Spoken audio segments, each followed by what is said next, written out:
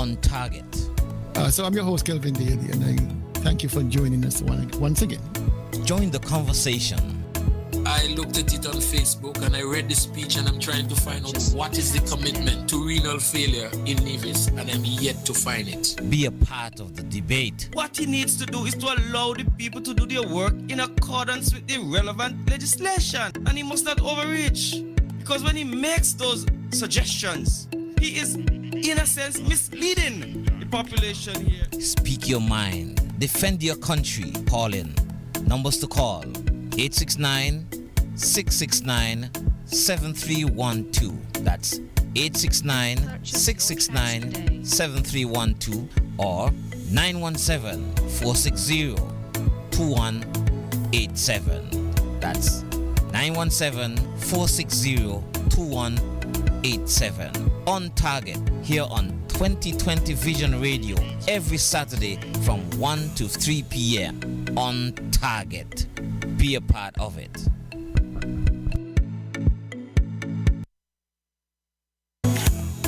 On target. So I'm your host, Kelvin Daly, and I thank you for joining us once again. Join the conversation.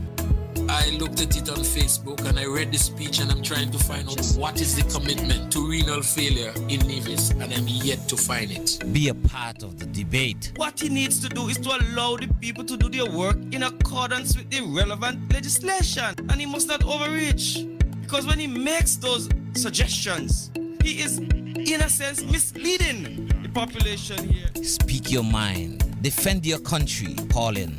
Numbers to call: 869-669-7312.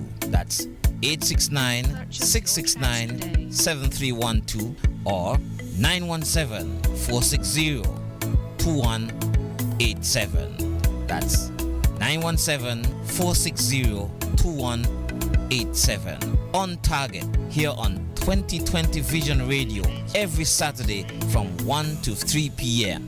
On target. Be a part of it.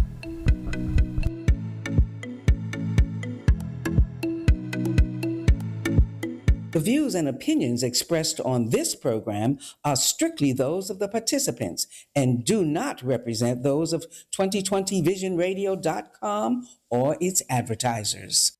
Let us put our hands together for Papa Wheeler!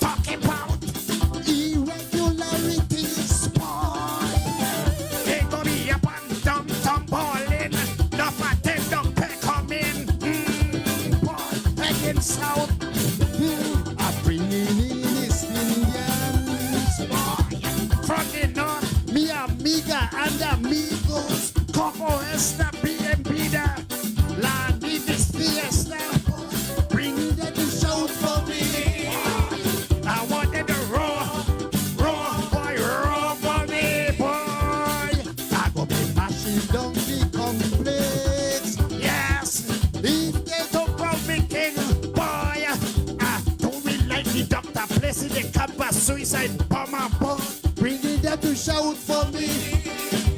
I want them to roar, boy, roar for me. Anything you want, you go get, boy. I'm mixing up the soca with some Hindi and some rumba, chutney and lavandera. ID no necessary, boy. Fiscal lips and mercenary. Bringing them to shout for me. I want them to roar, boy, roar for me. Maintain your impulso. Total zombie and beater. Take it away.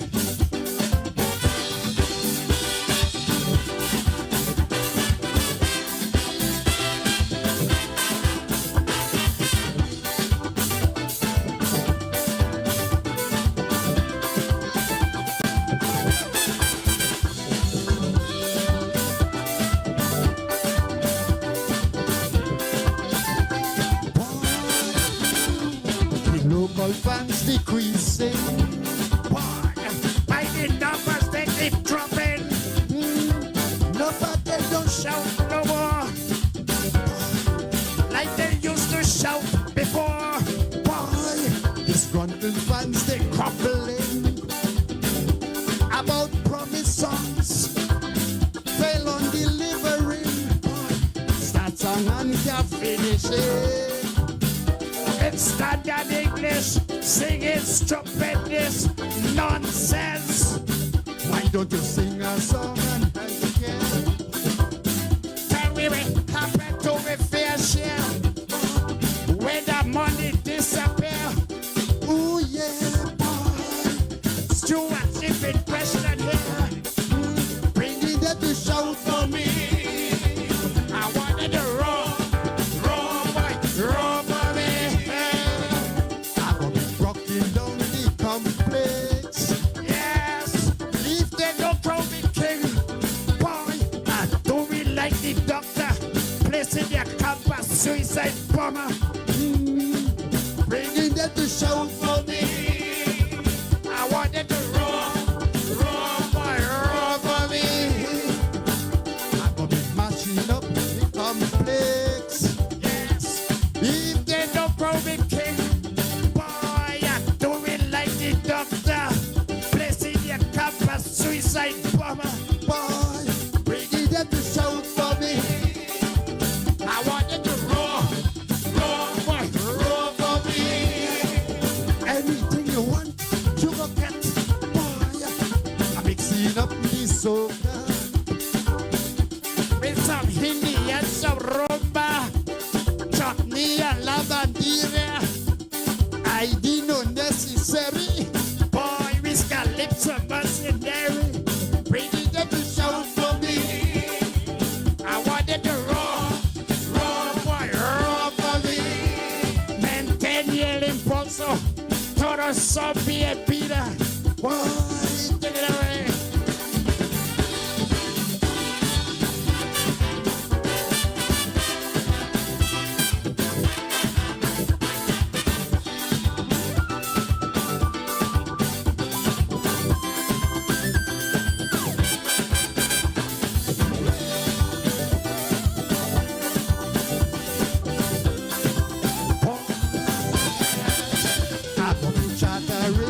Airlines. See preacher, see taxi. Bringing them to shout for me. I want them to roar, boy, roar for me. You don't know. You got to spend big money if you wanna win monarchy. I go got the diaspora.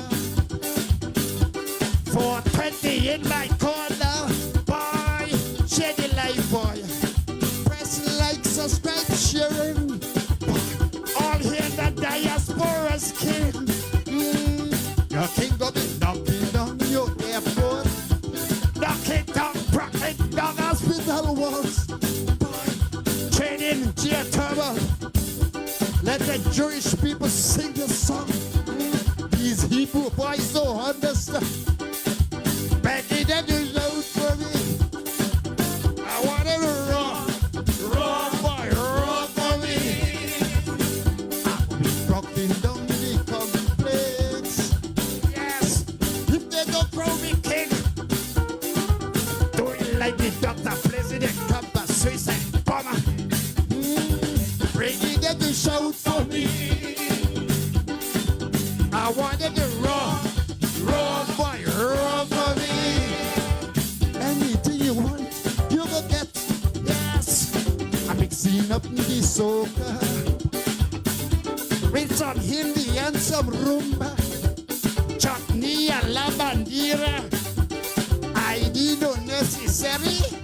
Fiscal lips are mercenary.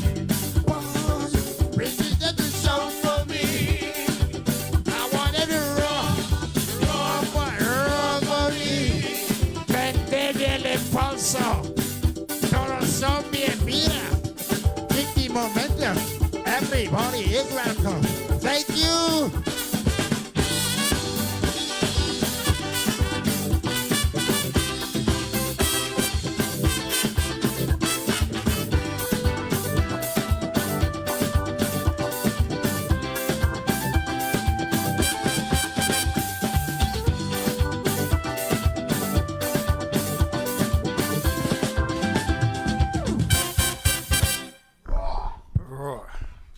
Papa Wheeler.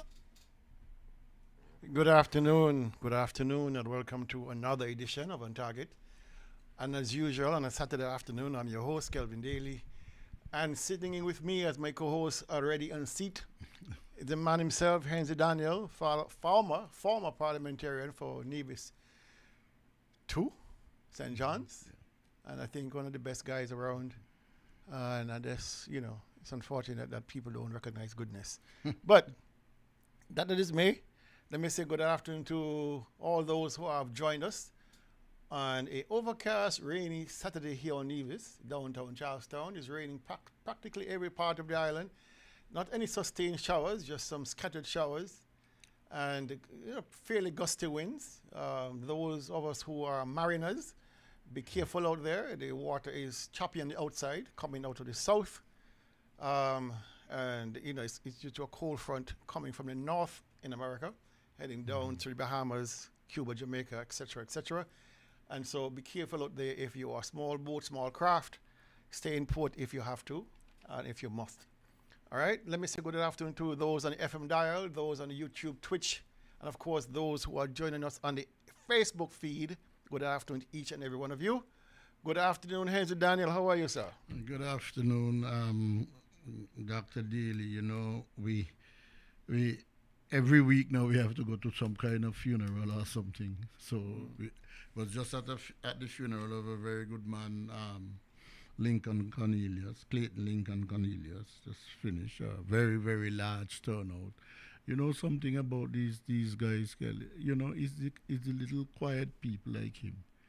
You see the response from the public. Yep. Very often you think it's the showbiz and so on, but the Nevision, and that explains the Nevision spirit. The Nevis people know here is a very regular, unassuming, simple guy. He had a trucking business. You could tell him, drop it, pick up your stuff. He was trusted. You could tell him, give you the money to pay the customs people and what have you. And the turnout shows that his contribution was recognized by people, and perhaps, and as the pastor was saying, perhaps we need to just cool it a little bit and stop assuming that we are some taking on as if to say, well, we're not going to reach an end. Well, he was a lifelong friend. We went to boys' school together, Yes. went to high school together. Right. His brother Oliver and me are very close. And he just yesterday I was commenting, on Thursday I was commenting that my circle of friends is shrinking very fast. We lost buried Bargo on Monday. Yes. And today we buried Lincoln. And then we have Joseph to deal with, a classmate of myself and Hensley. Yes. And so let me take this opportunity to say condolences to the family of Joseph Liebert. To you, he might have been the Assistant Commissioner of Police. To you, he might have been the chairman of NASPA and all that. But to me, he was a friend. Yeah. It is a bitter loss. It's a bitter pill to swallow. We were the same age. Went to school from beginning to end, and we have remained lifelong friends, myself and him and Hensley. Yes.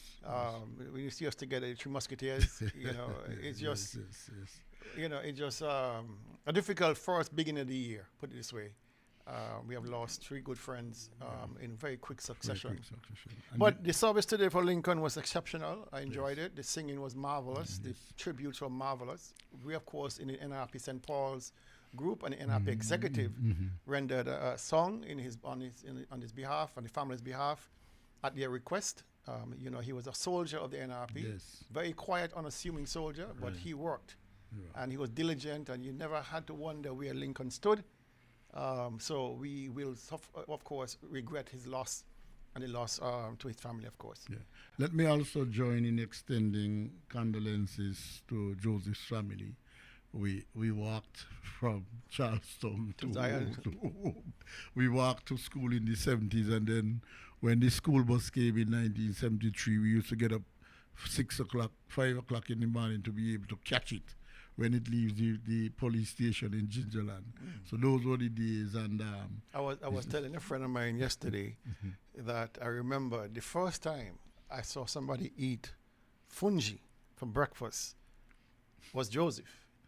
He apparently didn't have time to eat a normal breakfast, or what they call a normal breakfast at home, because he had to walk from Zion. He had to walk from the top of Zion, where he lived, to try and get a lift, and that's even before the school bus came. Before the school bus came. And so he had to trudge it as far as he could, and so as long as he could, to town.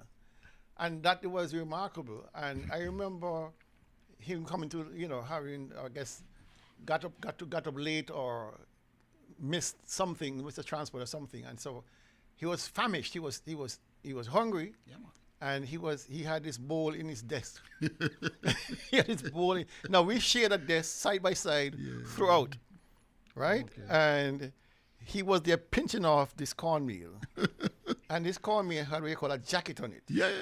But you don't get a table heated, and maybe the cornmeal was for lunch, I'm telling you. But since you missed breakfast, you had to pinch it. Well, so when they talk about brunch now, that was his brunch. Yeah, I remember that commenting. I said, I have never seen anybody eat cornmeal for breakfast. Oh, we used to do that on Sunday mornings. I remember pop. Yeah. You cornmeal pop. Pie. But I've never seen anybody eat fungi and a piece of fish for breakfast. I accustomed to the usual American type breakfast, eggs and bread and some, And here he had this big bowl of cornmeal. I mean, it was. We used to eat cornmeal and liver for Sunday morning. That was a treat. But our fellow classmates like Daniel Atherton and Curtis Morton, they all grew up in the same area, and they up to when they came high school, they were all, and of course, he would have known him very well because he just lived below. All Kelly, all of us were the walking group.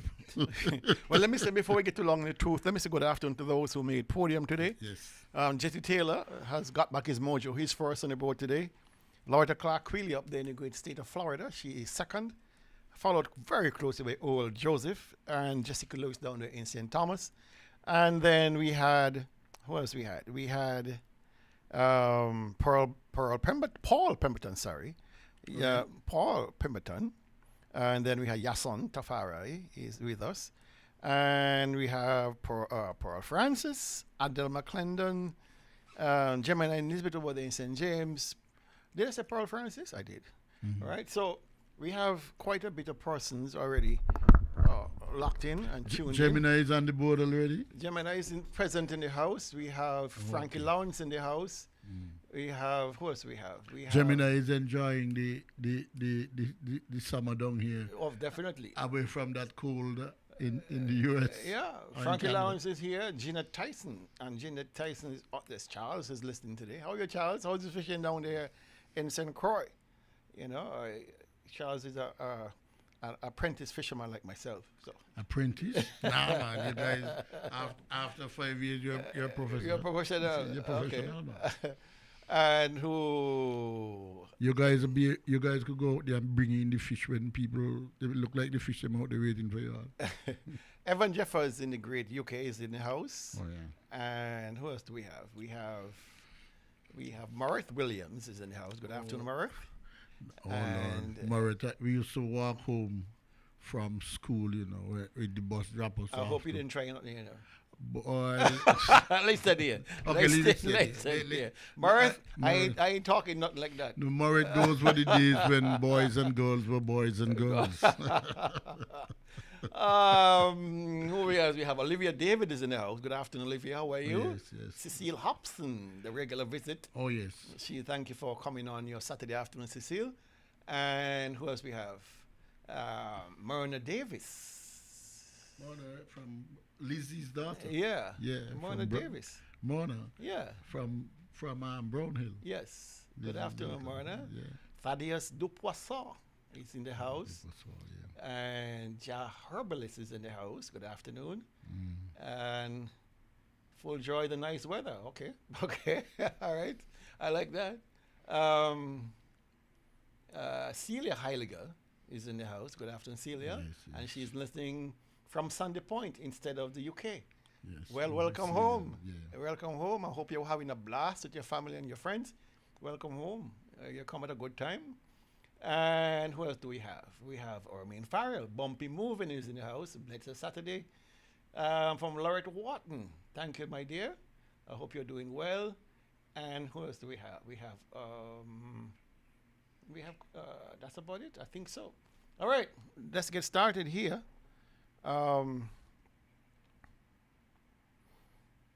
You remember, those of you who, Desmond Claxton just signed on. How are you, Desmond? I hope all is well with you.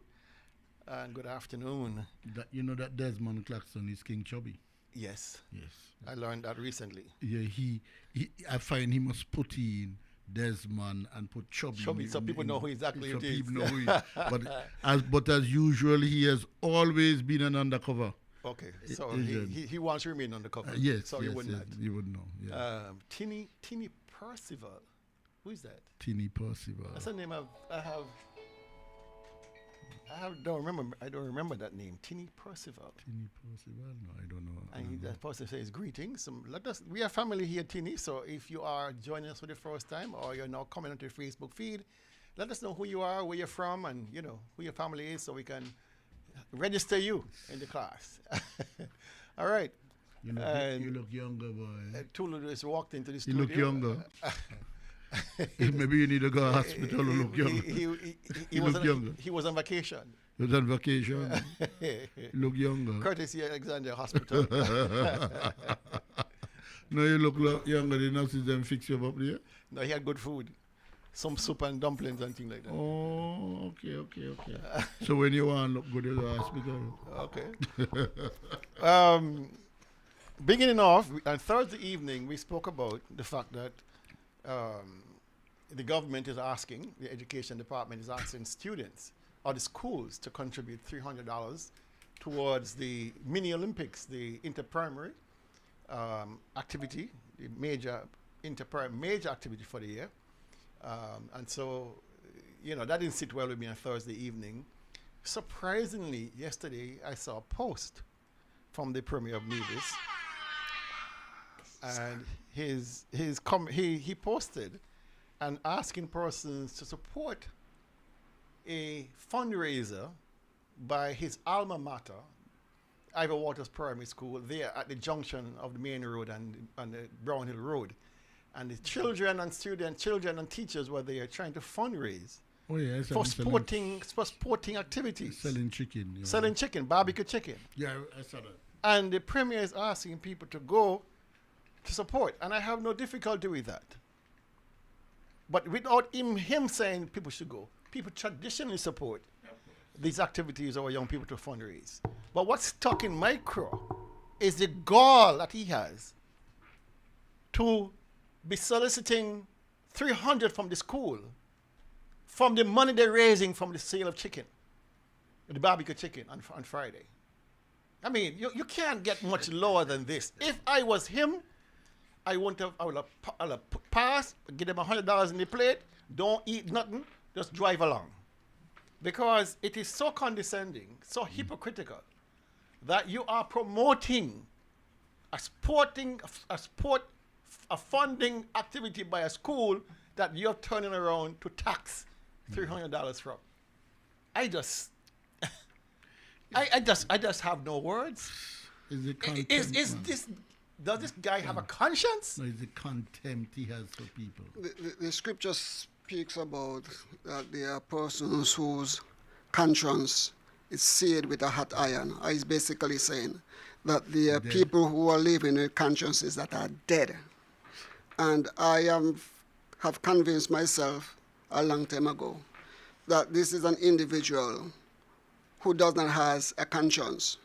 Because if you could lie the way that you lie, and almost every time you have to face the public, whether you're going to be writing or speaking, what you're saying has to be punctuated with lies, distortion, dishonesty, and everything that you do, you try to demean the best that is in others to make yourself look good. You cannot be an individual with a conscience. You're an individual that comes from a place with a dark soul. Your heart is black. It's all wrapped up in selfishness.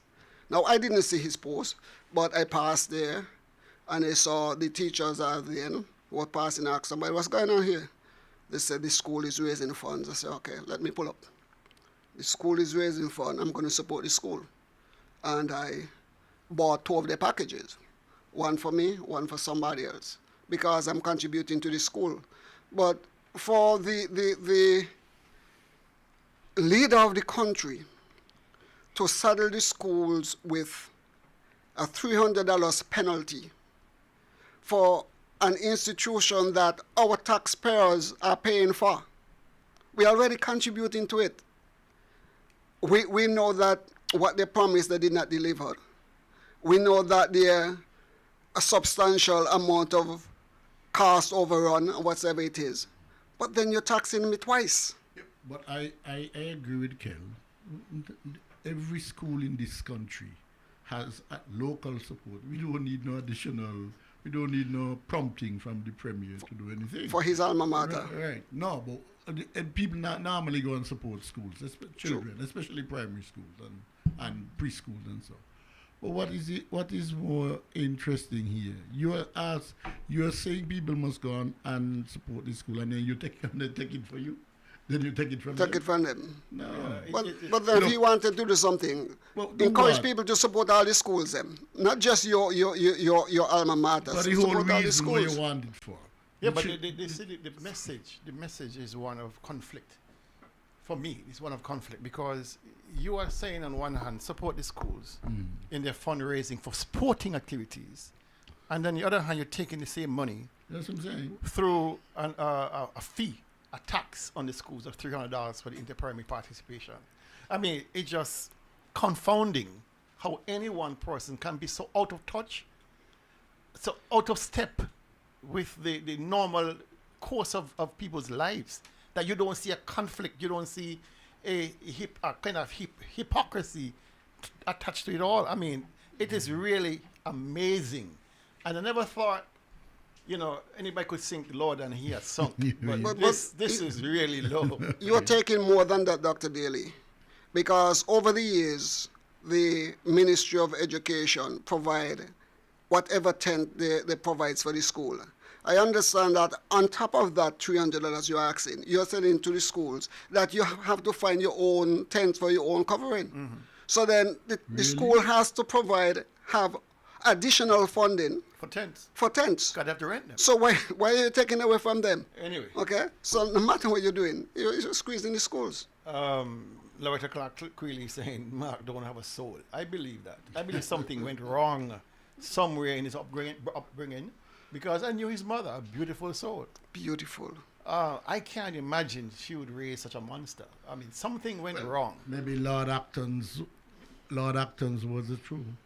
Power corrupts. Let me say, an absolute power corrupts. Sonia Maynard Liber is saying good afternoon to you. Oh yes, that's my very good friend. And she ain't say good afternoon to me. Well, you're all right.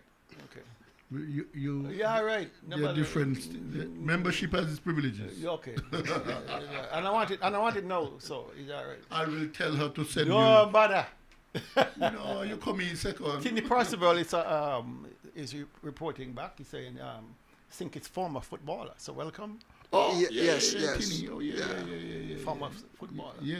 Star footballer. I know. Yeah. All right. So that was the lead out. All right.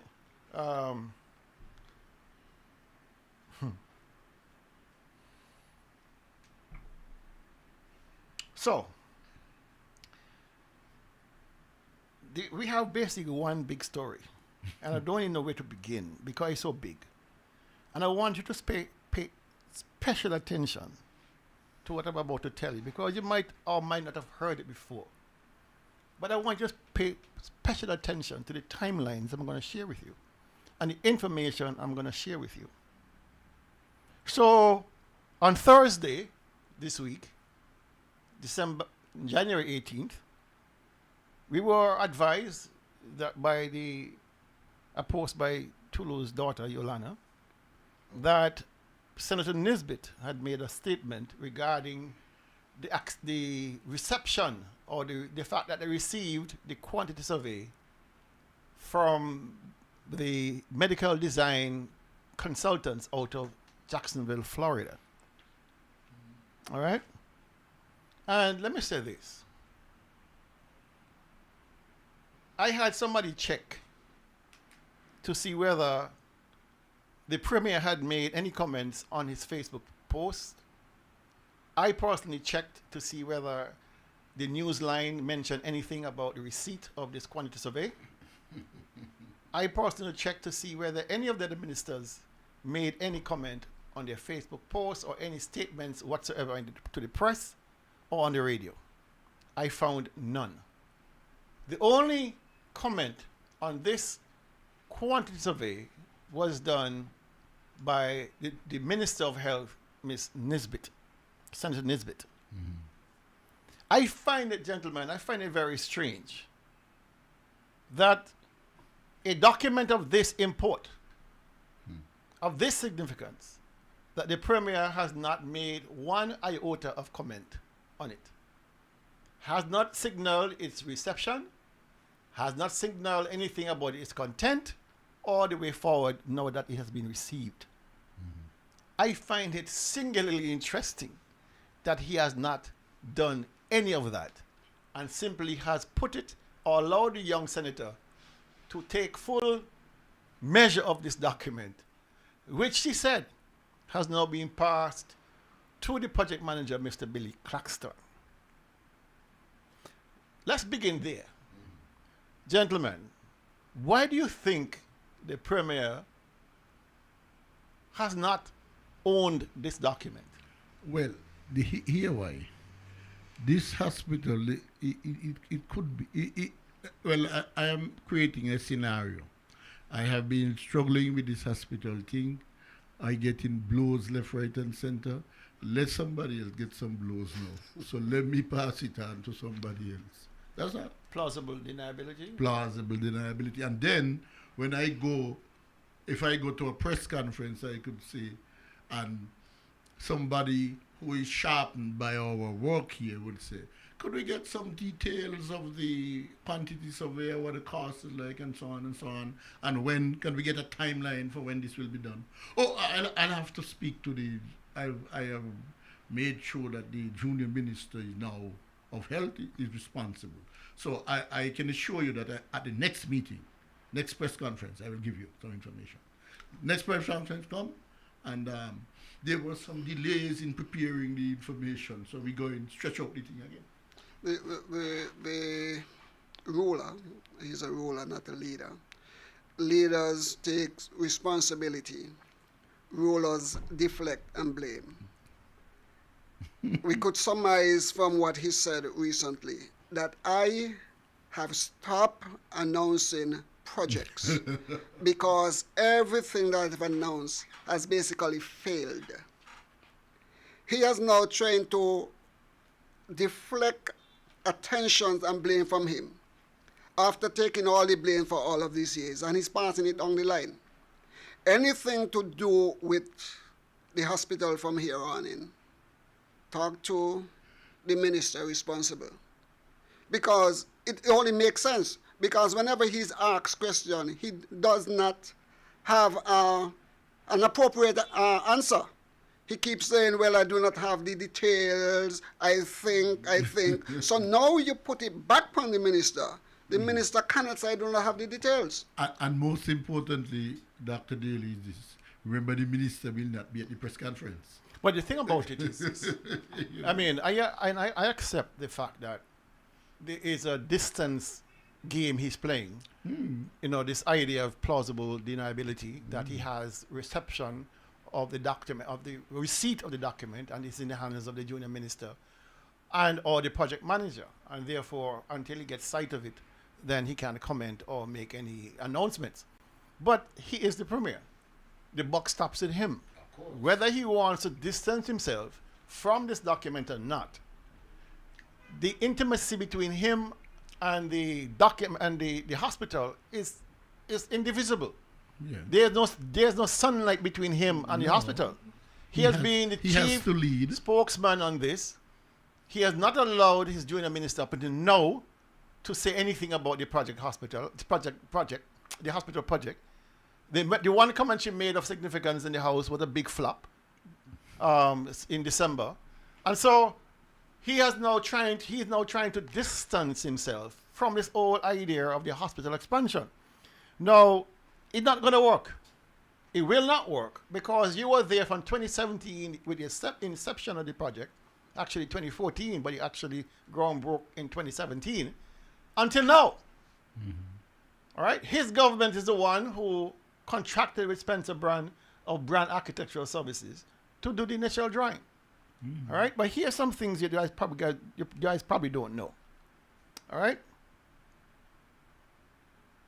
Brand Architectural Design of Government Road got the contract without bidding, of course, to design the largest expansion of a medical health facility in Nevis's history. It's even bigger than the existing plant we have there. Yeah, it was given to a party candidate for Nevis 1, Spencer Brand, to do. Even though he had no requisite experience whatsoever. It was given to him. No tendering, nothing. Just given to him. A $19 billion project handed to Mr. Spencer Brand.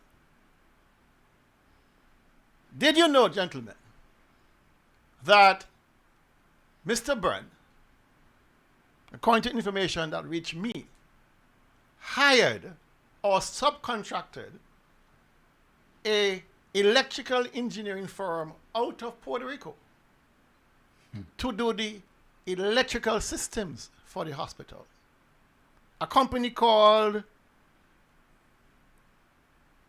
ING, Jetty Electrical Engineering. That was never mentioned, no way, in all of the deliberations and discussion about the hospital.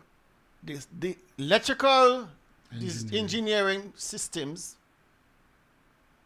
all the power for the hospital, all of the switches, everything, every single thing was to be done and designed by this company in Puerto Rico called ING, Jetty Electrical Engineering. They were to design all electrical systems. That contract was given to that company in Puerto Rico. Now, let me backtrack a little bit and tell you something.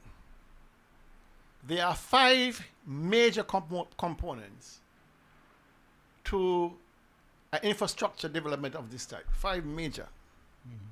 Electrical, which I just mentioned, plumbing, mechanical, data, and we call access control systems. Access control system. Those are the 5 major components of any major construction project involving buildings of that type. Let me go to them again. Electrical, plumbing, mechanical, data, and access control. Now, I just told you that the electrical systems were subcontracted out to this company in Puerto Rico. Who got the plumbing contract? Who got the design contract to do the plumbing? It's a family of Hensley Daniel. Did you know that, Hensley? You have no idea? To get the plumbing. Yeah, to do the design for the plumbing. Yeah, I think that was Wilson. Wilson Grant. Wilson Grant, yeah. Aren't your family to Wilson Grant? Yes. You had the influence in getting the contract? No. Oh, you're joking. Not at all. All right, so we have covered two. We have covered the electrical and the plumbing. So what happened to the mechanical? What happened to the data? And the access. And what happened to the access? There were none.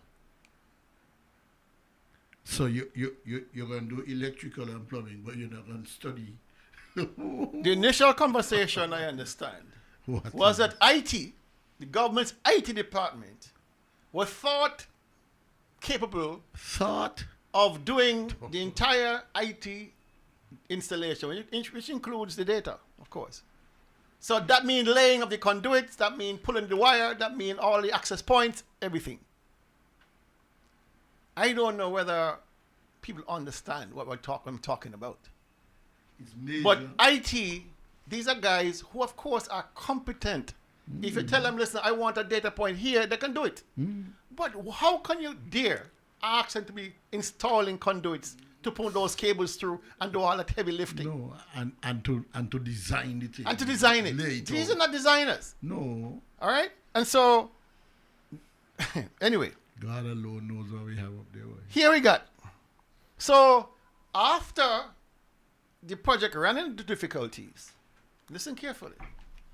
After the project ran into serious difficulties, PAHO was brought in, the Pan American Health Organization. PAHO was invited in by the former minister, Hazel Brandy Williams, much to the chagrin of the premier. Much to the embarrassment of the premier. At least she was smart because so she brought in PAHO, and PAHO said, stop. You need to stop this project right now. PAHO told the government, stop this project right now. An immediate stop. Immediate. You have a timeline for that? Hold on. What point? PAHO said, having looked at the design submitted by that Puerto Rican firm, the electrical design, it's crazy. Said, no way in hell. No way hustle. Are you crazy? The electricals are all wrong. Are you using the wrong conduits? Are you using the wrong cabling? Are you using the wrong switches? What? Are you using the wrong outlay, which is the design of the whole system? They looked at the plumbing systems, and PAHO said, them in the ground, them in the floor can stay. Some of them. But those in the wall got to come out. They're wrong. They're wrong. The waste disposal system, all wrong. You cannot dispose of medical waste like you do with human waste. No, this is a different thing altogether. And they all had them going to the same place. Medical waste mixed in with human waste going to one tank. No. Can't happen. No. PAHO said, stop. Are you going wrong? Where are the data? Where are the data systems design? Where are the mechanical designs? Yeah. Where are the control access designs? You need to stop. Right. You need to stop. What PAHO advised the government to do, listen, start breaking down all them interior walls there because they're all wrong. Make it an empty shell inside. That's why they're breaking down all the walls. Yeah. PAHO wanted to see an empty shell. That's the first thing they said. Create a shell. Remove all these walls, pipes, etc. And then I need to hire a real architect. That's a power. One of with PAHO experience in designing medical systems, of course, medical facilities. So the government went to, I don't know on what recommendation, but the government sought out this company in Florida, Jacksonville, called Thomas Duke Architects. You can Google it. They actually exist. They exist. Extensive record. Thomas Duke Architects of Jacksonville, Florida. Full-service architectural firm to design the interior of the hospital. Have you ever heard Brantley or the junior minister mention this name? No. Have you ever heard that they were told by Paho to knock down all them interior walls and just leave the shell so that these people, Thomas Duke Architects, can come in and do a proper layout? But I also know that my brother Gilbert was asked to get a firm to come in to look at the same redesigning of the hospital as well. Yes, I recognize that. Yeah. But anyhow, the government hired at considerable cost Thomas Duke Architects out of Jacksonville to do the interior design. That was the second recommendation. Hire competent architects. Then they advised hire real engineers to do the electrical, mechanical, data, access control, and plumbing. Of course. And so the government went and got the services of another Jacksonville company called Haddad Engineering of Jacksonville, Florida. So that was hired too? Yep. Whoa. So Haddad Engineering would have done the electrical designs, which includes the data entry and the access points, the access control points. Right? So they did the entire mechanical and electrical system design. And the data? And the data. Right? The fourth thing that Pahu told them, hire a competent quantity surveyor. That person or that company will do the costing of the equipment and its installation and their installation of all major components. Whether they had to do with mechanical equipment, whether they had to do with electrical, or they had to do plumbing, data, or access. This quantity survey was done again by a company called Medical Designs Consultants out of Florida. The only one I could not find with a website. No, but before that, wasn't there a quantity surveyor hired from St. Kitts? Well, we're not touching that yet. We're not touching that yet. Oh. But here we are, gentlemen. What you said this one is name again? This quantity, the last one? Yeah. Medical Designs Okay. Consultants. So all of these people and all of these companies had to be hired after Mr. Brand was paid, allegedly, $2.5 million. So you had the firm out of Puerto Rico who did electrical. That was nonsense. That whole program had to be scrapped. Don't pay for. Then they brought in these other companies from Jacksonville to finish up. So it's almost as if people, that the NIA is actually building the hospital in reverse. Yeah. Because the things that were supposed to be done first are done last. So all this work, 5 different things. These things that I just mentioned, the quantity survey, the electrical and mechanical and plumbing and all those design engineering things, they were supposed to be done first. They were done last because the government did not take the time or did not give a damn. Or didn't know. They knew. Or they knew. But they were in such a compulsive mode to make sure that the campaign for St. Paul Nevis 1 was financed. Oh, okay. That they didn't care that all these engineering consultants were needed. Oh, I see. Right? So what the government is now doing is reverse engineering the whole hospital expansion. They're reverse engineering the whole thing. But things that should have been done from the outset. Making sure all T's are crossed and I dotted before a single shovel of dirt was turned. Yeah. They're now doing. But Kel, just to share, as I've said before in this program, I was in El Salvador a few years ago, and they were doing a 100-bed hospital. And you see those all those things you mentioned there, is the only first set of people we were sitting down with, even before, and the only other group that we were sitting down with, Kelly, is the company that was financing was providing the money to build the hospital.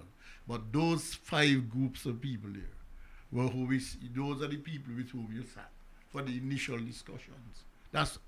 And you know who was leading the discussions? The engineers. The engineers were leading the discussions. Why couldn't that be done in Nevis? Because an election was coming.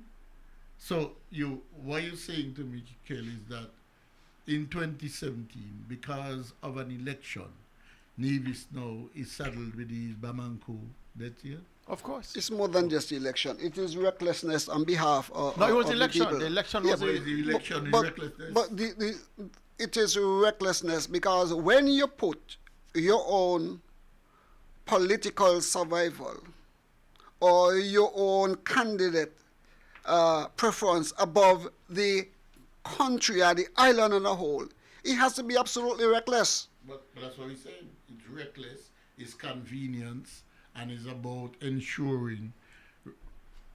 But you know what is interesting, Kel? Have you heard any of this information coming from the government at any time, that this is what was done, all this backwardness was happening? No, they kept it a secret. That is true. They have kept it So a secret. what are the people of Nevis to do now? You hear? Well, we'll get to that. Oh, okay. We'll get to that. Okay. Before you go, because what is vexing here for me, the ruler built a mansion up on the hill.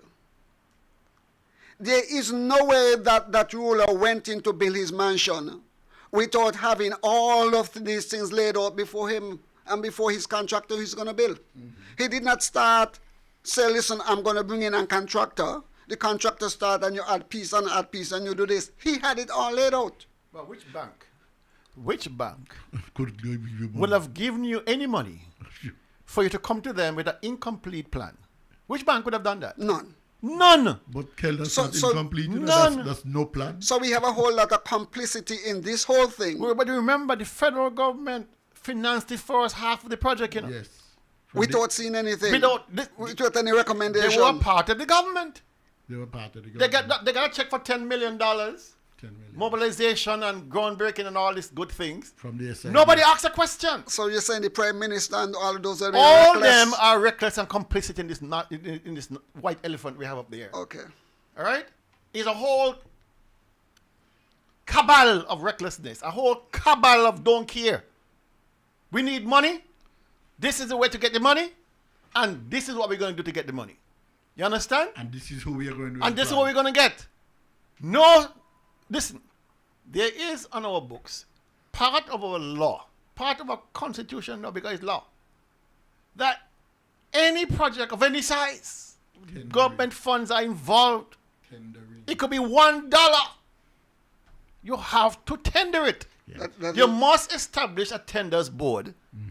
You must have that board receive tenders from all over. Mm-hmm. You must post in the paper or in any prominent publication that you are indeed embarking on this project, and you are soliciting tenders from the wider public, whether here or in the diaspora. But that is when you believe in the rule of law. When you ask the question down the road from us here, you were told, listen, we are the government, trust us.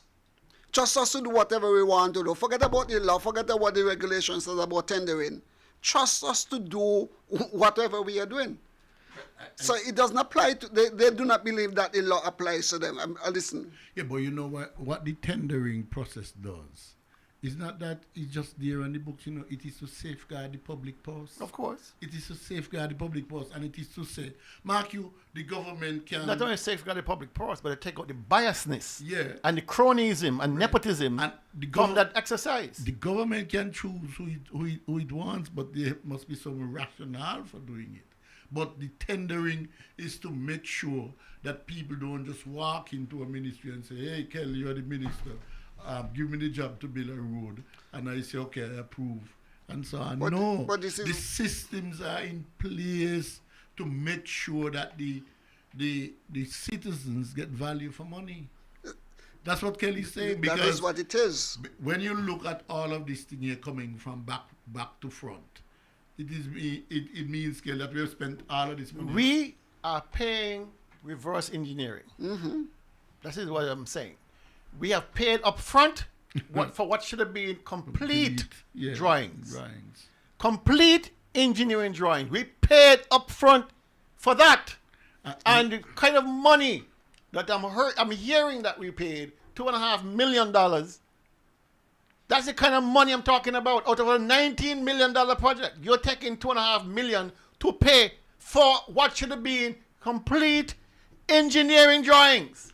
You now have to scrap that plan, go back and now hire Haddad Engineering, hire, what's the name of the company here? ING. JIT. You don't have to go back and do all that. Thomas Duke. Architect. You had to go back and hire. Medical Designs Limited. So, what is the culpability for Mr. Brand? What is the liability for Mr. Brand? But this is serious. You delivered something that you were paid to deliver something that you did not deliver. But isn't that fraud? No. In a isn't that fraud? In a sense, no. If you take money from me to tell me you can design a hospital, and you're now 5 years into the making and no hospital, and you now have to go back into in the 70 and start over and get all these other companies to come in to do what you are already paid to do. What is that? This is the 70 of the project. In a sense, no. I'll tell you why I say in a sense, no, there is no fraud. You are into agriculture, master of it, poultry industry. You want to build out a poultry industry. Me and you are friends. You know that I do not have the capability to build out any poultry industry. But you want to find a way to give me some money. Okay, and I do that. I didn't commit any fraud. Any fraud committed is you who did it because you knew that I was not capable. You commit the fraud. I'm not guilty of fraud. There's an expanded version. Fraud. But I'm not guilty. Fraud is fraud. So fraud is here. Anything done which didn't produce the results is simple. If you are splitting hairs. Whoever gave the contract gave that contract to the individual, defraud the people. What you say about the harbor? When you smile, your mother does bang you. What you say about the harbor? When your mother bang you and you smile, you say, you should know better. So your mother bang you. You should be ashamed to say that. Because I am not a harborer. You won't stand the thief. I am not a harborer. Anyway, we're in a the harborers are all those who sit around in the cabinet and say the jelly tree to pick the jelly is the thief. You down there and look round to see who coming. You harboring that. Well, I am not going to. You're complicit. I am not accusing Mr. Brown of thieving any money. No, because I don't got enough lawyer letters already. No, we're not saying that he steal anything. I'm just saying that if you know you didn't have the competence. I get it, no? Get the competence. The competence you got out of Puerto Rico was not good. The competence you got out of Mr. Grant was not good. At least you tried. But the arrangement was never for me to be competent to do the job. I don't know the arrangement was. It was never for me to be. So, remember, Mr. Grant was hired when it was realized that things are falling apart. No, Mr. Grant was hired from the beginning. From the beginning. He's been there from the beginning to do the plumbing part of the exercise. But nonetheless, you have a situation where we have now, the government has now reverse engineered the expansion and costing us quite a bit of money. Because I'm certain that these companies, whether it is Thomas Duke, whether it's Haddad Engineering, or whether it was Medical Design, they don't come cheap. No. They do not come cheap. No. Plus, a lot of these companies, they don't like to walk in behind people walk. No. So there's an additional penalty they're going to put on your tail for them to come and try to correct what was given to them. So that is more expensive always. So gentlemen, here what we have. We have paid to do it wrong. We have to pay to take it down. And we have to pay to put it back up. And the paying to put it back up will have 1.5 times the cost because it's bad work. I talked to a friend of mine who is very versed in this kind of construction. And he said to me, Daly, are you in for a ride? Because that project there... A rough ride, you mean? If that project there, you're looking at $50 million to complete it. 50. I have concluded it. But you know what is so bad about that, fellas? We could have put a 25-bed hospital, brand new hospital, for the cost, because normally it's about $1 million per bed, right?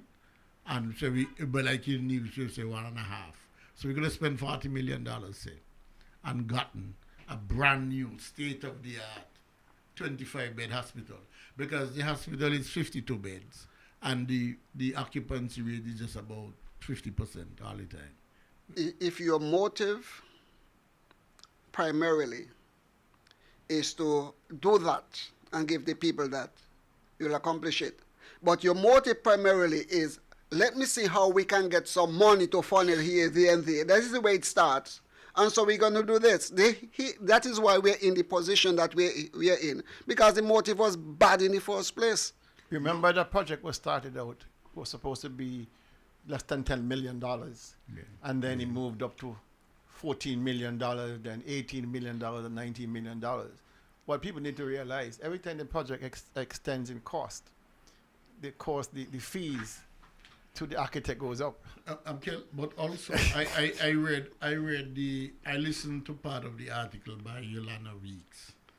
But you know what is happening there? When you in listening to that, you know what happens is that all this money that has been spent already, that's gone down the chute. Listen, that money, the 19 million, well, let's go with your numbers. 19 million. They said, remember the $19 million budget, based on the last conversation when the Premier tried to correct both the former Minister of Health, Brandy Williams, and the new Minister of Health, Janet Nisbet. He said, listen, the actual figure is closer to 17 point something million dollars. So let's just use $17 million as a safe, conservative figure. That leaves $2 million that he said are still in reserve. They still have it. They haven't spent it. That's what they say. And in the same post by Yolanda, the junior minister made reference to that we have not exceeded the budget as yet. We have not. That's what she said. We have exceeded the waste. But here's my problem. If they're so confident that have not exceeded the $19 million, just like she did in Parliament in December, or in January, sorry. Or was it February? Whenever it was. Show us the receipts. Tell us how much did Haddad Engineering cost. Tell us how much did Thomas Duke cost. Tell us how much Mr. Grant cost. Tell us how much the medical design consultants cost. Yeah. Tell us all those costs. INGJITI. All of them. We need to know. And the public must force the government to disclose this information. It cannot. Everybody realizes the hospital has not been completed. We are in the 17th now. Kelly started in 2017, right? Because that was the election year, right? So we are in the 70th now. So the public in Nevis need to get this information. But let me tell you something. Come on. When we spoke to you and keep speaking to you about the fact that the government of the Mark Brandley, the NIA under Mark Brandley, has made every attempt not to operationalize the Freedom of Information Act. Yeah. Now you understand the severity and the consequences of not having that Freedom of Information Act. So people like myself, your daughter Tulu, Ilana, or Hensley, or anybody who has a public interest in a particular project and its financing would have had the legal right to request information as to costing, tendering, any aspect of that development from the government. And they would have to provide it in a timely manner. That is why I'm telling you people that the government which passed this Freedom of Information Act in 2018. You understand what I'm telling you? 6 years ago. 2018. The Mark Brandy government went into a Nevis Island Assembly and passed the Freedom of Information Act in 2018.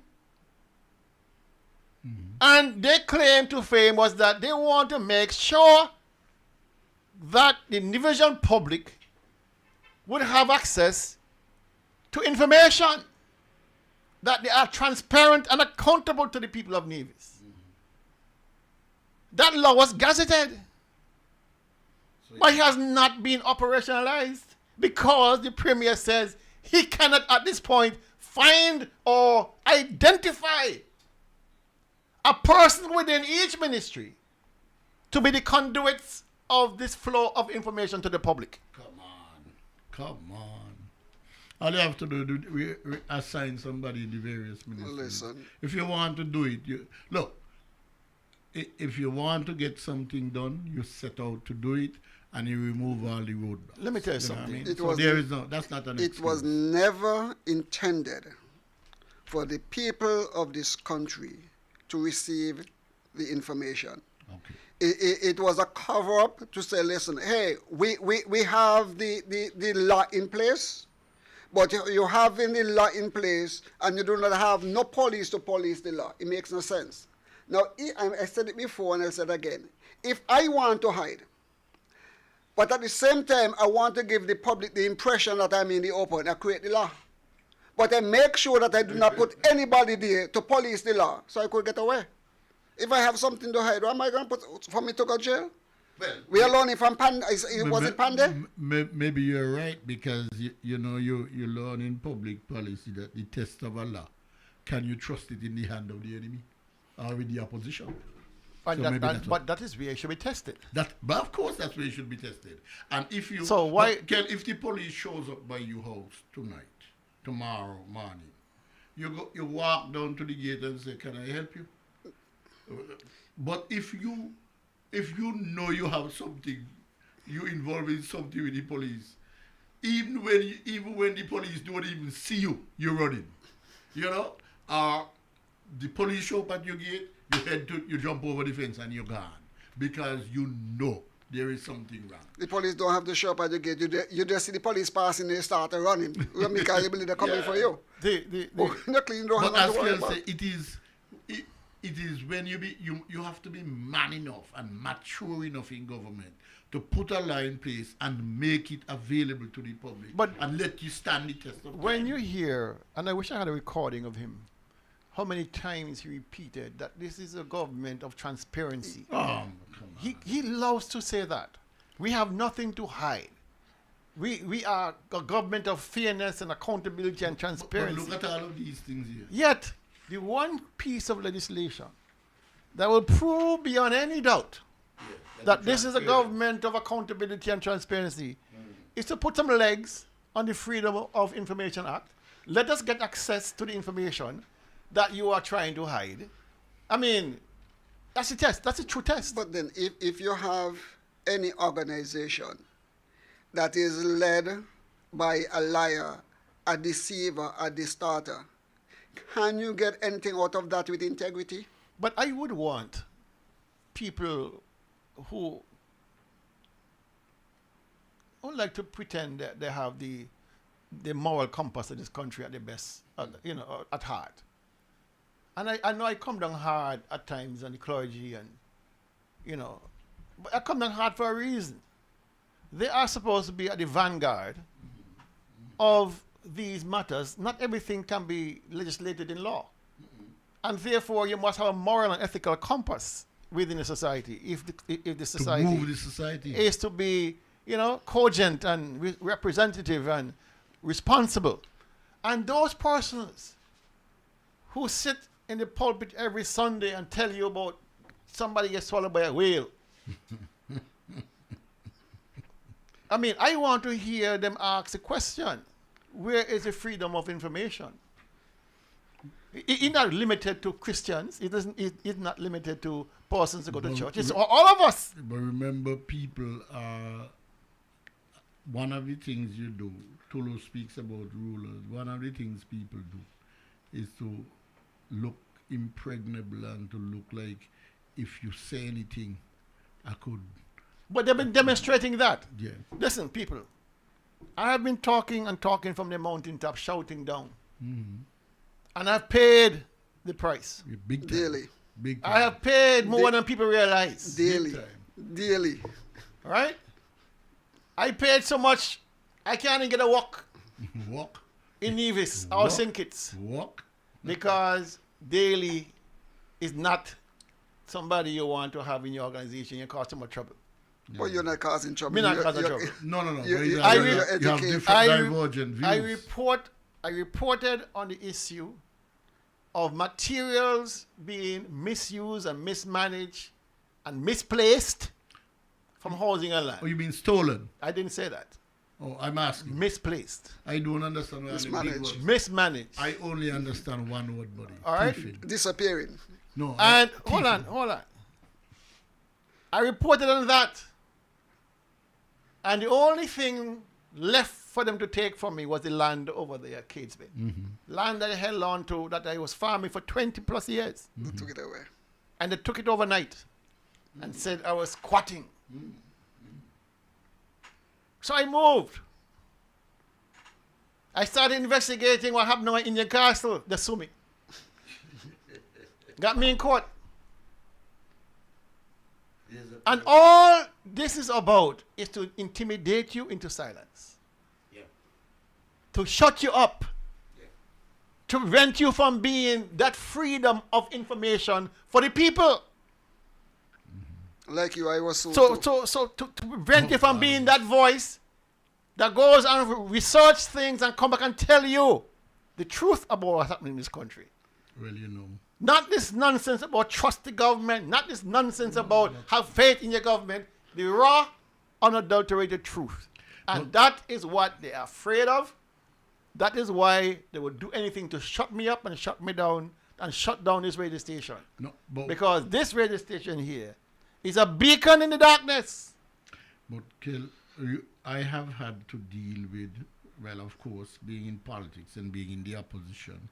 You know about, you sign a contract with one company and the government in Nevis tell the company they will not allow the work to be done unless, so they say they can't hire me, right? So you bring somebody from outside and hire them. And the organization called me to say, please don't sue them. I didn't have any contract with the government. And so, but I moved. But what I'm saying, Kel, it is an approach by the CCM government to see if you could shut off, not just shut off, choke off all opposition. And then you get people to agree. Now, in most societies in the Caribbean, and I've said that repeatedly, you have civil society organization come out and say, hey, this wrong, and so on and so on.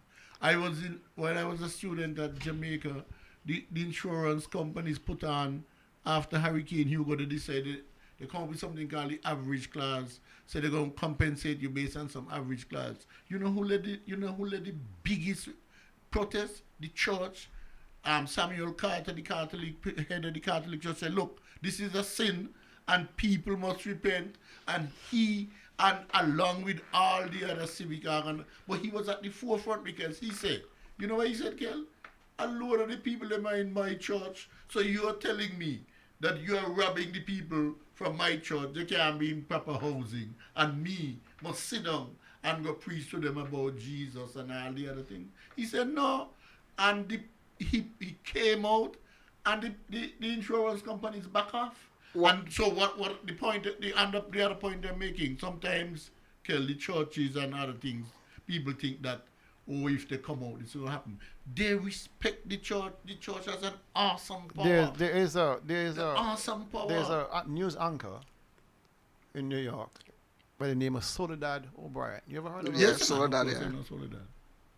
And she writes, and I quote, "There's nothing worse than doing nothing and saying nothing when your voice is needed." Yeah.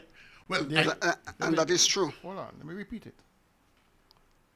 There is nothing worse than doing nothing and saying nothing when your voice is needed. Well, that underscores the point made by one of these leading thinkers, that all it takes for evil to succeed is for enough good people to do nothing. And if the good people in Nevis continue not to care, continue not to worry. You see all this stuff you put out here, Kel? Somebody gonna call you. But I can bet somebody call. We're going to show him out. Every minute I up there, call down the government. This is not about calling down the government. This is showing you the government that we have here is really wasting your money and taking you for a ride. One of the dilemma that came out of the Holocaust came from a preacher who said, when the Nazis started the exploit, they came for the trade unionists, and I sat down and I said nothing. They came for this, I sat down and I said nothing. They came for the Jews, I sat down and said nothing. And then eventually they came for me, and nobody else was there. And what he's saying, that the Holocaust took place because the religious voice or the Christian voice or the church's voice was not heard when it started. Well, maybe that also underscored not only what they heard, they were complicit. They were complicit. That also underscored the point made by Dante, that the hottest places in hell are reserved for those who, in a period of moral crisis, maintain their neutrality. That is so true. But the hottest places in hell. As Daly said what he said, one of the favorite passages that is quoted by pastors and Christians is found in Isaiah chapter 1, verse 18. Come now and let us reason together, said the Lord. Mm-hmm. But the backdrop to that is saying, hey, you have been given the moral and ethical vanguard to protect the society. You have not done it. It says the leaders has now become companion of thieves. They take bribes. They demand bribes. They do not defend the poor people, the widows and the orphans. And God, he said, this is what? We have a faithful, moral society that has degraded down to that part because the leadership refused to take on and carry out the responsibility. The very same thing happened in our society. We are hearing preachers are saying that we are not supposed to say anything political. It's not political, it's what is morally and ethically right. The prophet Micah says, hey, the land is corrupt because the leaders, they lay down upon the bed and they see something and they listen. Because the power is in their hands, they control power. They go and they take and they do what they want because the power is, they control the seat of power. Why is the church is not speaking about these things? I find that preachers in the Caribbean, they spoke a lot about what Donald Trump is doing in the United States. That is the United States. What about the Trumps then that we have in our own society? And they're not saying anything about it. Martin Luther King was a preacher, you know? I think people forget that he was a preacher. Gentlemen, we diverted 180 degrees. No. Yes, we did. We're on track. We diverted. But the question now becomes... Back to the hospital. Back to the hospital. It was a good, retreat. But let's go back a little bit to the hospital. I want people to understand this point here because it's very, very critical. So draw close and listen very carefully. The Junior Minister of Health said that the quantity survey document is now in the hands of the project manager, Mr. Billy Claxton. Is Mr. Claxton a consultant in plumbing engineering? He's an architect. Is Mr. Claxton a consultant on engineering? Is Mr. Claxton a consultant on electrical, mechanical, data, access? He's not. He's an architect. So you're giving a document which is the linchpin, according to you, for all things going forward to one single person. How can this make sense? This is the situation that got us here in the first place. So you're doing it over again then? So even after all the submissions by all of these engineering specialists, Haddad, Burke, whoever all the people be, you're taking all of that input and giving it to a man who is not qualified on all of those areas. Oh, yes. Hold on. Wouldn't it be better? Wouldn't it make more sense to have a project team, a project team. management team Of course, that's what those are. of PMT. consultants Right. in all of And these the disciplines? areas. So you need 5 people. Electrical, plumbing, data, access. The same 5 people. same- Five people. You have to take this thing serious. And you have to have somebody who chairs it, but you have all these technical people, and you have like a chief engineer or somebody who is a career engineer. And all those 5 areas you mentioned, Kel, these people should meet now. So they make an assessment of where the electrical is, where the plumbing is. The design has been done, you know. Yeah, what I'm saying The is that design, these people know. the design has been done. Haddad Engineering has done the designs for the electrical, mechanical, data entry, and access. They have done all 4. Wow. All right? What's left? Plumbing. All right? The quantity survey is a document that lays out the costing of all of the equipment, all the conduits, everything that has to go in. That document is now in the hands of the government. Haddad and them would have given the designs of the electrical and all that before. You're now waiting for the quantity survey. It's now in your hands. Right. The biggest mistake you can make now is to throw all of that into one hand. hands, and that hand is not qualified to do all of them. I mean, the man has the skills, but you're talking about a multi-million-dollar project that already is mired in difficulty, already delayed by 6 years, already under deep debt and scrutiny, and you are going to simply make it worse by not coming up and giving, creating a project management team to say, listen, fellas, we are ready to roll with this. Whose responsibility it is to establish a management team? Because the government. But Tulu, Who else can it be? But Kel, this is advice. This is good advice we are offering the government here, you know. The junior minister, if she was worth 2 cents, would have said to the premier, I cannot give this document to Mr. Claxton. But maybe she doesn't. I am demanding a project management team. But maybe she don't know. She don't know. What she know? So maybe she don't know. But we would have had, prior to the hospital, would have been the airport terminal as a project. We had Lashley and Partners in Nevis as the project managers of that. It wasn't one man. It was an entire company that was overseeing that. And in spite of the fact that they had a team in place, they still hired somebody else to put there to say as project manager, again, for political things. The reason I asked the question, who is responsible for hiring a management team, I was thinking, does the project manager there have the ability to say, hey, I need a team to do with to work me with this, so I'm going to hire a team, but you're saying no, that doesn't happen. It leave absolutely to the government to do that. We don't get no team. There's a comment here that is worth reading. All right? Because it's important we understand what we're dealing with. And it's coming from Bert B.T. Jones.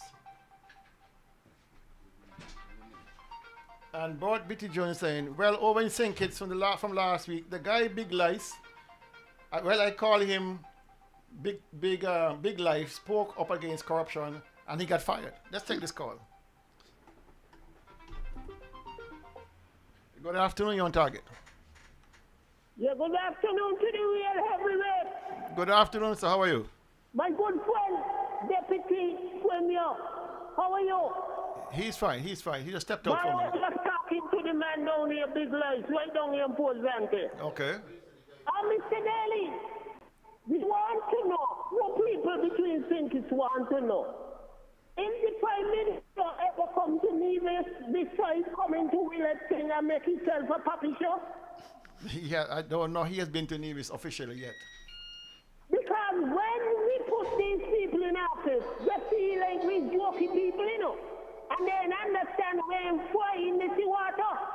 We're the better fish them, we're till we fry them gather, and then they just fall and whether they eat. We ain't gonna play the game with them, If the people in Nevis playing on with you and the other jokey one over there by you, we ain't gonna play with them no way, So please, hold him to accountable because he said to the Nevis people when he pick up this country that he gonna come over there and enjoy along with the opposition. But he look like the jokey fellow over there got him in the pocket. Because only them could travel and government money go all over the globe. But time tell it, we don't know. All right. Mr. Daly, you hear the Calypsonians? Yep. You hear the Calypsonians so dead? Yep. The waiting on the wall. We don't see the cry. If the thing poor people want to check this thing alive. Have a good day, my brother. Thank you, sir. All right. So here we are. The comment by the gentleman on St. Kitts about Big Lice being fired. I don't normally comment on things from St. Kitts, but it bothered me deeply. And I know you're going to irk somebody, but is there a law that you're not supposed to criticize once you're a part of a government? If Big Lice, he was at the college when I was there as president. We got along very well. He is a man of great opinion. We don't always agree, but everybody's entitled to say and express themselves. Once they don't slander anybody or anything like that.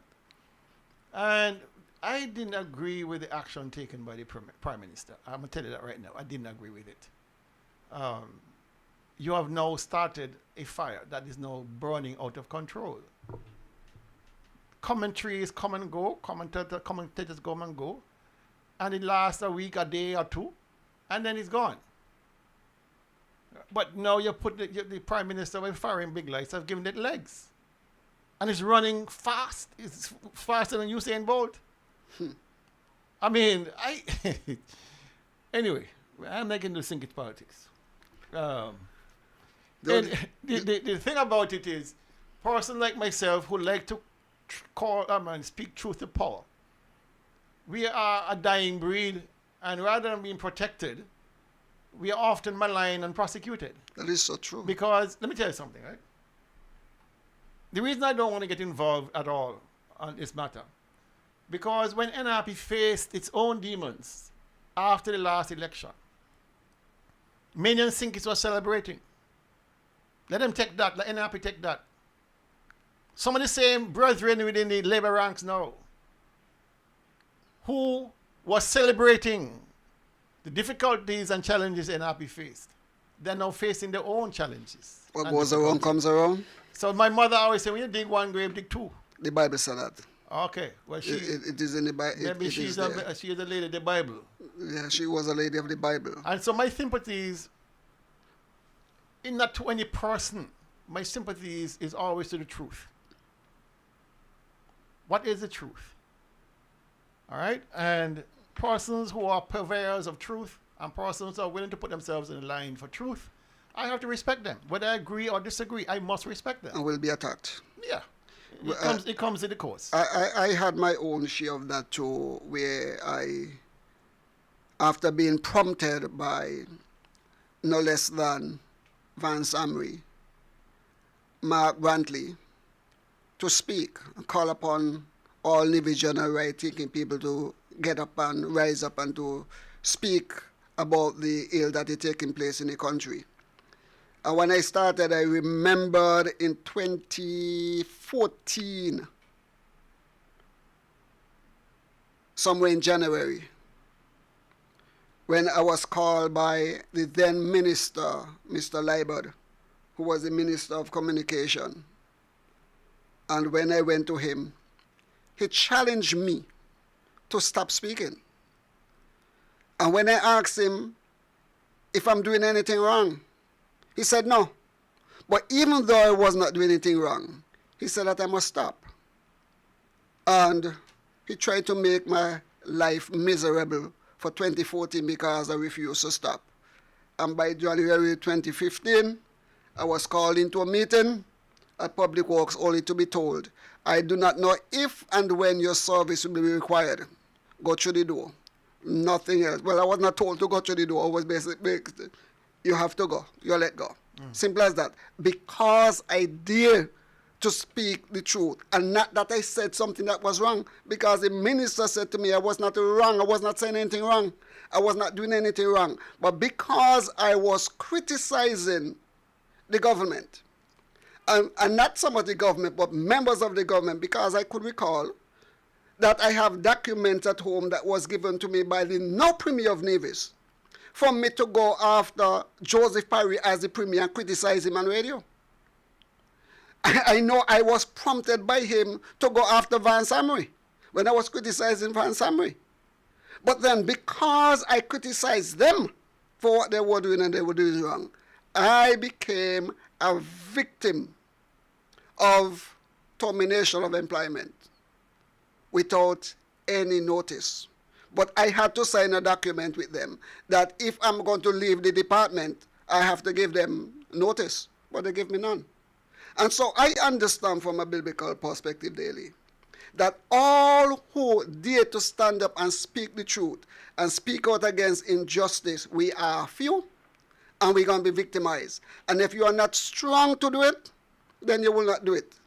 And so therefore I took the brunt of it. the most nastiness that was done, and then only to be pat on the shoulder by the same minister and said, listen, don't blame me, no, blame the cabinet. I had nothing to do with it.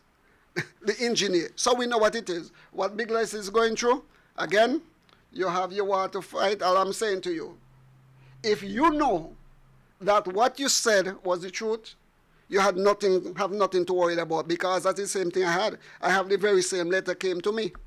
And I knew that I was armed with the truth, and I refused to respond. Eventually, when the High Court judge says to me, you have to submit your defense, then is when he backed down and ran away. Let's take the call.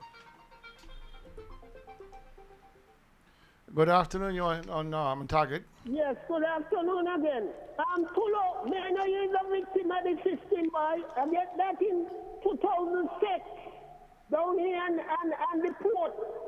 Because I used to talk, they take me job in 1996. But a Jewish man straight me out. So thank God, we train them overcome, and they're in the US of A. Thank God for that. Tulo, and we want to ask you all, is it the Premier pay El Camino wife her money when they dismiss her? She don't get paid? I do not know. What I do know is that a lot of workers who were sent home by the government up to now hasn't received a dime. Pay the woman mine. Pay the woman. Pay me friend El Camino will let wife mine. Pay the woman. She work hard. All right. Have a good day, my brother. Thank you. All right. So I think last week, Dr. Daly, I got a call from a lady. I believe that she told me she worked for about 49 years and 7 months. at the hospital, something like that. Somewhere is 47, 49. I think it was 49 and 7 months. And he said, by the time they send me to the door, not even a plaque to say thank you for your service. I mean, imagine you work for the people of Nevis at our premier facility, the hospital, for all of those years. What did she do? And by you reach 62 and they tell you what you do. What work she do? I'm not too sure what she is doing. She was at one of the cook at the hospital. Yeah, she called and she said to me, after all of those years, I was let go with not even a word of thank you, not even something to say thank you for your service. I mean, you have to. My mother was there from 1979 until they stopped her in 26 in the about. So and they basically said nothing. 37 years? Nothing. Something has to be said about Well, so what happened to the picture taken by the junior minister? She was taking pictures, giving old people all kind of Vienna sausage and all kind of thing. This woman who cooked for 47 years didn't deserve a kind of Vienna sausage? Janet has been at the hospital nearly 50 years. I think it's 49 I months. want a question. So what happens next with these things here from the hospital? Well, we have not heard from the junior minister. She said basically receipt of the quantity survey now signals the restart of the program, or the project. No, she did not give a timeline. You remember they said that by the first quarter, they said this in the budget presentation, that they're going to be back on track and they should finish within a year. So let us see. Now, but let me correct you, Dr. D, a little bit, because we're saying that it is a junior minister. But is not she the substantial minister? She's a senator, but I think that's I never said she was not the substantive minister of health. You know. I said she's a junior minister, she's a senator, but she's still fully responsible for health. Okay, because I want people to know that this is her. So when the premier was the substantial minister, he took the lead. He was talking. Now that he is not the substantial minister, could it be that's the way he take the position he's taking? I'm just asking. Minister left the dialysis unit up there to run. Anything different? I'm just asking. I don't know. Let's waste time splitting hairs about this thing. We have a minister in charge, which is Janet. Exactly. Fully minister. She's a senator. She's in charge. Her portfolio is health. So what I'm saying now, Kelly, we have all of this information. So is it that we are to expect something to happen in a month? Because what? No work was done up there for the year, right?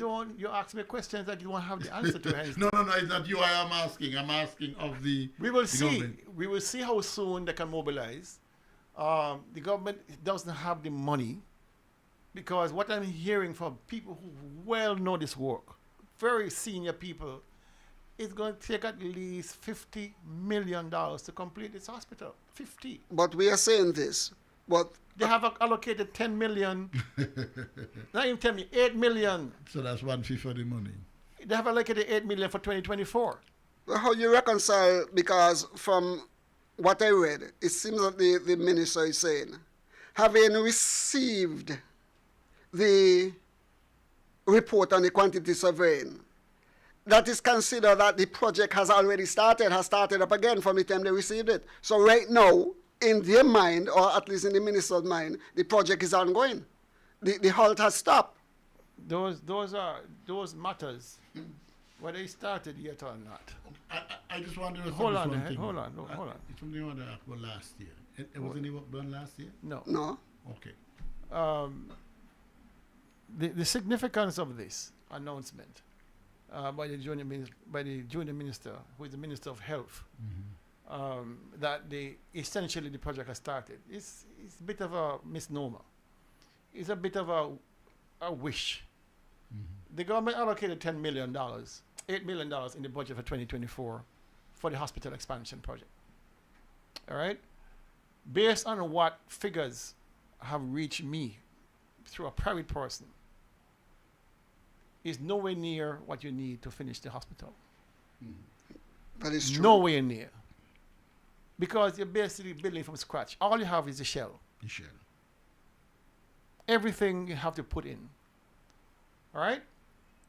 And so when you speak about the fact that they're still under budget, I mean, you're misrepresenting the facts. That is true. Because if you consider the fact that, unless they're using a different kind of calculation, but if their budget was $19 million and they already spent 17 plus, and they now have to do all the engineering over and over again, maybe they're not counting that money into the 19. Maybe that's a different fund. All right? But whatever it is, assure yourself that is way past 19 not spent already. Okay. All right? Hold on. Now, you asked a question about what next. I really expect, that Mr. Billy Claxton, the project manager, will hold some sort of press conference or put out some kind of press release that he is contracting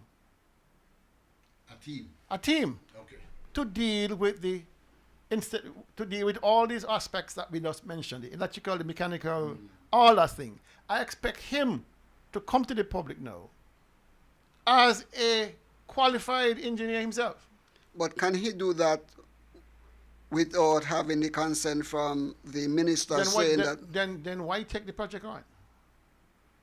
Because he cannot hire a team and he doesn't have the money to do it. I am saying this to give him notice.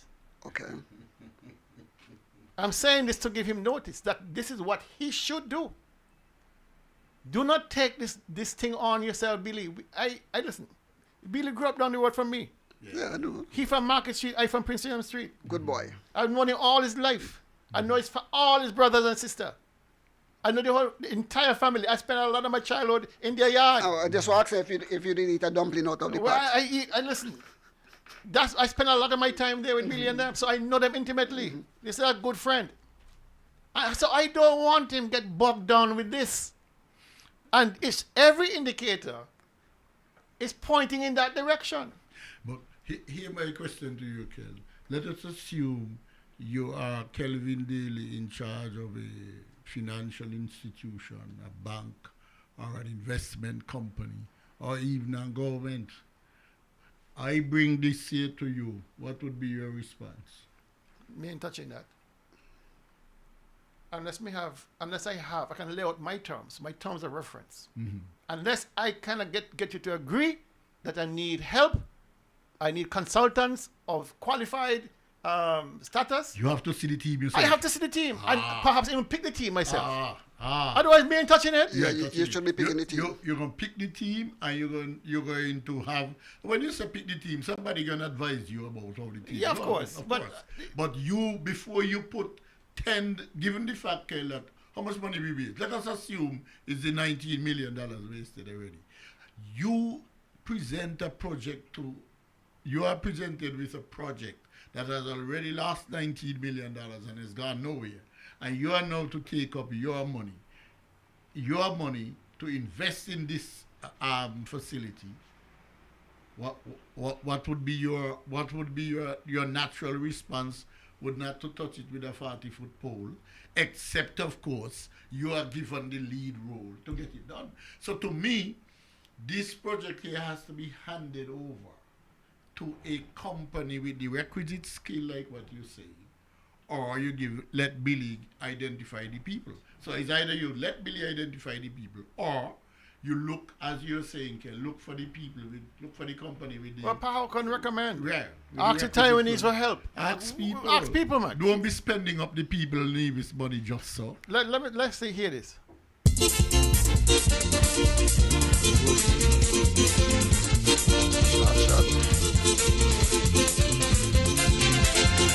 Power rules the world today. Power corrupts this way. And absolute power corrupts you. Absolutely. They don't change a man who has a heart of gold, make him cruel, wicked, self-centered and cold.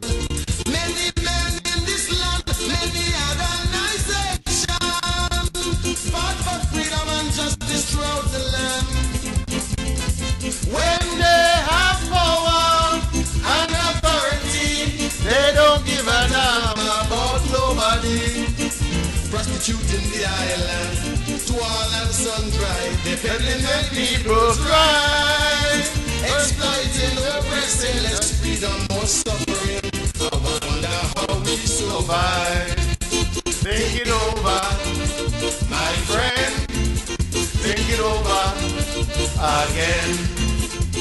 over. Don't vex with me. Take it over. I'm singing as I see.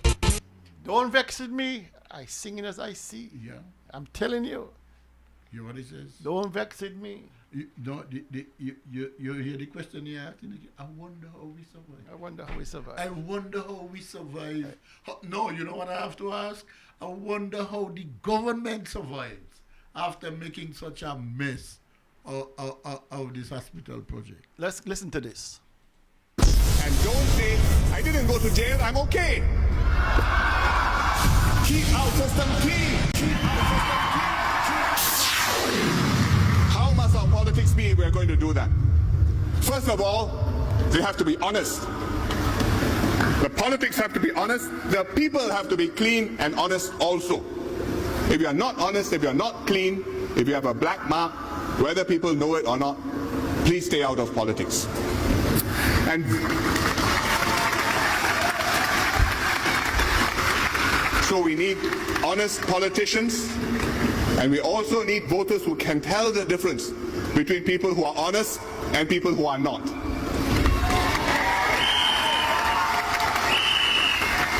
And I was very, very surprised yesterday that here on this spot yesterday to hear Dr. Chi Sun Juan say, reputation is temporary, but character is permanent. I agree. I think Dr. Chi has every reason to know that character is permanent, doesn't change.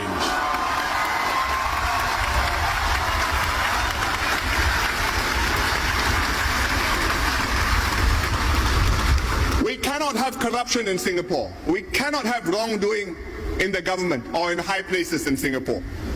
That's why we have the CPIB reporting to me as PM, and if I don't give approval to the CPIB to investigate somebody, the CPIB can go to the President and ask the President for approval. President says yes, CPIB can proceed against the PM. That's why we have the Auditor General's office to keep the government straight, to keep our statutory board straight, and once in a while to find out whether the town councils are straight or not straight.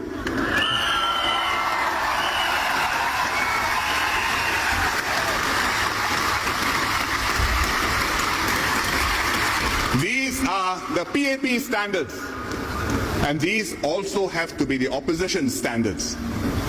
Just because you don't wear white doesn't mean you shouldn't be white or needn't be white.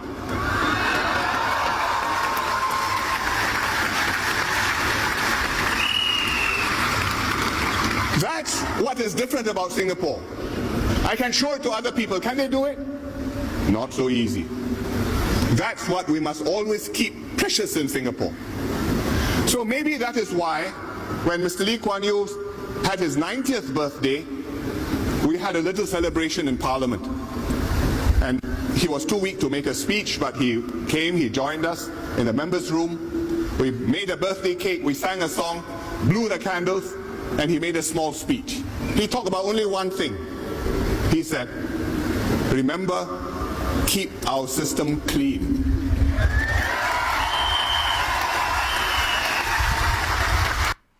Remember, but you know, keep our systems clean. You know, and he charged, this is a gentleman, the Prime Minister for Singapore. Yeah.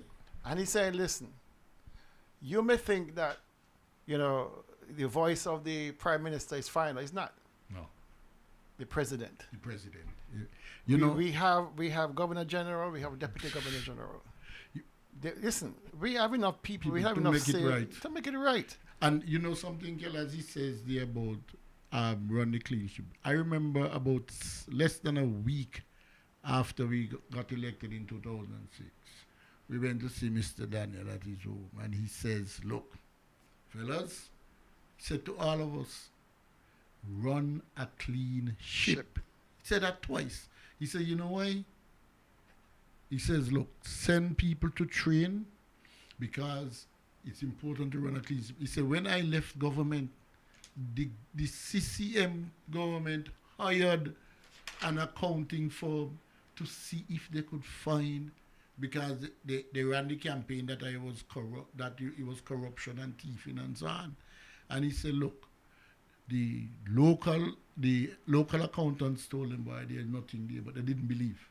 So the CCM government in 1992 hired an accounting firm to investigate the government. Found nothing. I'm sure you guys have never even heard about that. Because there was nothing. I knew about it. There was nothing. But he says, just as the guy is saying, but can hear this other point about Singapore. Is it not a reason why? Doesn't that help to explain why Singapore is one of the richest states in the world? The situation is this. It's very simple. Every time corruption raises its ugly head, 30%, 40%. 30+% of your GDP goes down. Yeah. Right? We lose 30 cents of every dollar that we spend. And it is a fact, right, that this level of corruption, this level of waste, this level of fraud will impact the country at large. Because if you're losing a third of your value, exactly, it means there's a third less to spend on education, healthcare, agriculture, those kind of institutional strengthening issues.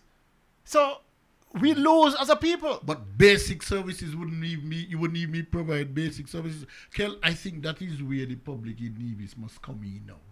Where we are putting a dollar value. Where it's not just a thing about corruption, it costs money. We are losing 1/3 of our value in waste. Okay, look at the hospital.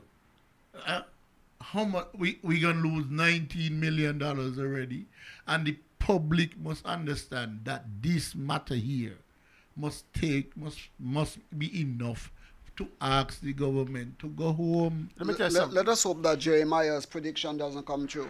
Let me say this, all right? That justice fall in the street. Let me say this. I made the error of bringing to the public. The error? I made the error of bringing to the public what was happening down there in Indian Castle. Phase 2. No, I'm saying it. I made an error. All right? But look what the error did. It opened up Pandora's box into the excesses of government spending. $406,000 and counting spent to clear 35 acres where nothing grows, there's nothing there. So that much you don't want cleaning again? And so the gentleman who spoke just a while ago on the audio tape says to run a clean ship. And the government recently passed the anti-corruption bill. They passed the whistleblower bill. We have the Integrity in Public Life bill. We have the Integrity in Public Life ordinance in Nevis. All of these safeguards to keep government clean. And guess what's happening, my people? Guess what's happening? Government yours? Things are getting worse. Things are getting worse. So with all the structures... And Brantley said it when he got up to give comments in the discussion of the anti-corruption bill. He says, this is just a checklist. Nothing will happen. And you come to Nevis after that 49-minute speech or thereabouts in Parliament denigrating the anti-corruption bill and come to Nevis. Come back home. And one of the first pieces of legislation you attack is the Integrity in Public Life Ordinance. Whittling it down to nothing. And people out there in civil society are not outraged. People are not concerned. That is the scary part. That the speech made by Brantley in Parliament saying that this anti-corruption bill ain't going nowhere. The scary part is that people are not concerned. And that we are going to make amendments to an already weak IPL in our Nevis Island Assembly. And nobody is concerned that people like me and the other two gentlemen here, we just wasting our time to bring these aberrations to you, and you don't care? I would hope I am wrong. I would really hope that there is a demographic out there who is just as outraged And I'm sure there are. I believe so. Because I can see on the board here people like Adele and her mother, Jones, Loretta Clark Quilly. I mean, you name them. They're on this program every Saturday, and then they come again on Thursday night. And then they understand. Of course. They understand. But how many people out there We need more. who don't give a rat's tail that this thing is happening? I had a conversation, I repeated the same conversation I had on Thursday afternoon or Wednesday afternoon with a gentleman. And it broke my heart to listen to a division so disconnected from Also the indifferent. abuses of this government. Why? Because he gets a little cut. Indifferent. He's indifferent. Indifferent. No, he told me he's struggling. He can't, how much things cost. He's struggling. They're taking contracts. But he can still vote for them because he don't trust NRP. My God. And he had the heart to say, show me something NRP did. So when people like that, and the reason, and somebody admonished me for continuing the conversation, but I really did not, I've never had a conversation with him prior. And so it took me by surprise, I must admit, because I had rated him as somebody who is more, introspective and analytical. I never figured for him to be a blue Kool-Aid drinker to that point where his mental capacity has been changed. But I say that to say this. Each one of us has a responsibility to keep talking, to keep spreading I hate to say the word gospel. Yeah, gospel. But because spread the truth about what's happening in this country. There are too many things that are happening to our people that are wrong. And people like Big Lice and this program and other programs we are trying our best. We not always get it right all the time. And you may not agree all the time. But the sentiment is in the right place. But I simply want to say, Kel, in relation to the hospital, because that's a statement, but we have discussed that today, that to say to the divisions that do not allow this to happen. And there is the politicians or the opposition is as good as the response from the people. So you respond appropriately, the opposition is driven. This is the only place in the world where you can mess up with a health facility and still get re-elected. In St. Lucia, they just made that very clear. I don't think these guys are going to get away. They can't get away with this. I think the fear that Brantley has is that there will be an inquisition. There will be an inquest into the machinations of what happened with this whole hospital affair. There has to be an investigation. It has to be. There has to be an investigation. And somebody must be held accountable for where wherever it leads, it leads. It leads.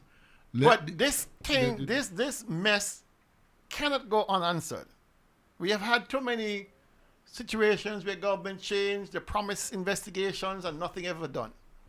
Mm-hmm. There's anti-corruption bill, there's integrity public life bill, there's all kind of bills. Some people say, Kelly, we should, instead of a commission, well, I'm just saying in discussion with accountants and so on, they say, get a forensic auditor and let the forensic auditor line up. Whatever mechanism.